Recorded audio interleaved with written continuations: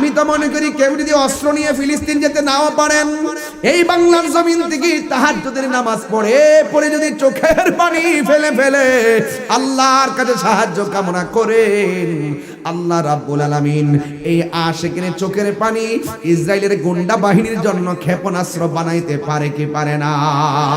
এই মসজিদ আকসাটা কোন ইট বাটার ইট দিয়ে বানানো হয় নাই, রেল লাইনের পাথর দিয়ে বানানো হয় নাই।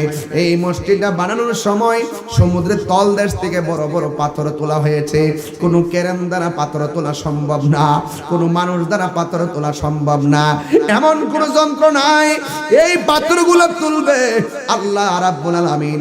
এই সমুদ্রের তলদেশ থেকে পাথরগুলা তুলেছেন, এই পাথরগুলা তুলেছেন জিনদের মাধ্যমে, বড় বড় জিনদের মাধ্যমে।